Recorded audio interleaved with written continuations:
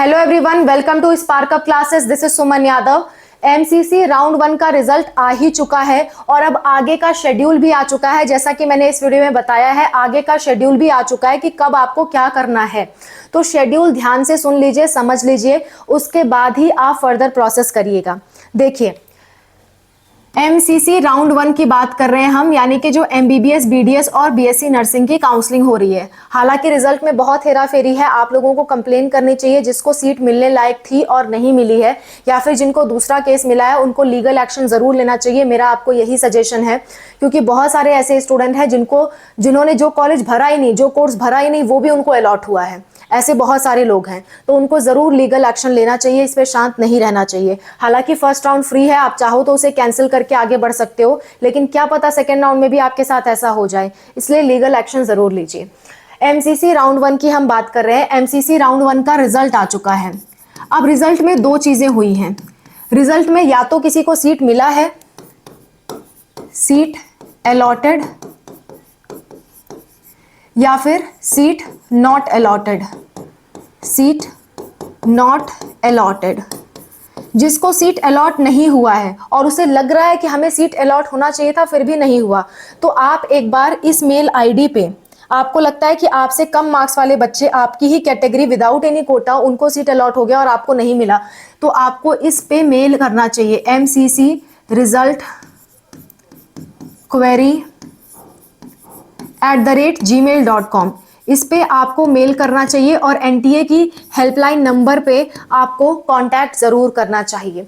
ठीक है, अच्छा, एमसीसी की helpline number, not NTA, MCC की हेल्पलाइन नंबर पे आपको कांटेक्ट जरूर करना चाहिए। जिनको सीट अलॉट नहीं हुआ और उनको लगता है कि उनकी कट ऑफ ऐसी थी कि उन्हें सीट अलॉट हो जाना चाहिए था, तो वो लोग जरूर संपर्क करें।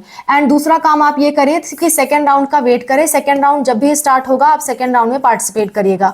आपको और कुछ भी करने की जरूरत नहीं है। सेकेंड राउंड में पार्टिसिपेट करने के लिए सिंपल आपको लॉगिन करना होता है।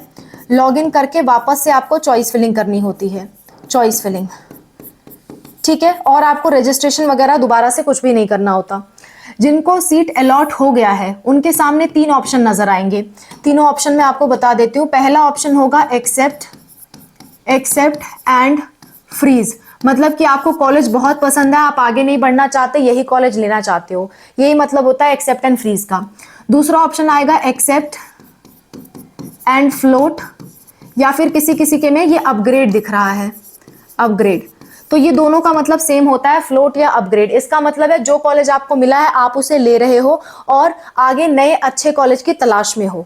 ठीक है, तीसरा होता है डिक्लाइन। डिक्लाइन मतलब जो आपको कॉलेज मिला आप उसे छोड़ रहे हो और डायरेक्टली सेकेंड राउंड में जाना चाहते हो, उस कॉलेज को बिल्कुल भी नहीं लेना चाहते, वो कॉलेज हाथ से जाने देना चाहते हो। तो ज्यादातर लोग ये वाला ऑप्शन चूज करते हैं और ये ऑप्शन सेफ भी रहता है, अपग्रेड वाला, यानी कि जो मिला है उसको ले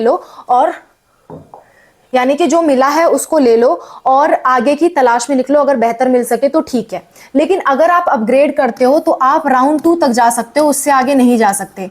और राउंड 2 में जो कॉलेज आपको मिल जाएगा वो फाइनल होगा, चाहे या तो यही वाला मिले या फिर आपको कोई नया कॉलेज मिले, वही फाइनल होगा, उसी को आपको लेना पड़ेगा। इसके आगे आप नहीं बढ़ पाओगे। ठीक है, जो लोग भी अपग्रेड कर रहे हैं इस राउंड में, वो मैक्सिमम राउंड 2 तक जा सकते हैं, इससे आगे नहीं जा सकते अपग्रेड करके। इस बात का आप ध्यान रखिएगा। जो डिक्लाइन कर रहे हैं वो राउंड 2 राउंड 3 दोनों में पार्टिसिपेट कर सकते हैं, लेकिन राउंड 2 राउंड 3 दोनों में पार्टिसिपेट कर सकते हैं। ठीक है, तो ये कुछ सिनेरियो है जो आपको राउंड 1 के रिजल्ट आने के बाद करना है। अच्छा, अगर आप ये दोनों ऑप्शन चूज करते हैं, मतलब शुरुआत के 2 ऑप्शन आप चूज करते हैं, ये वाला या ये वाला, इस केस में आपको क्या करना होगा?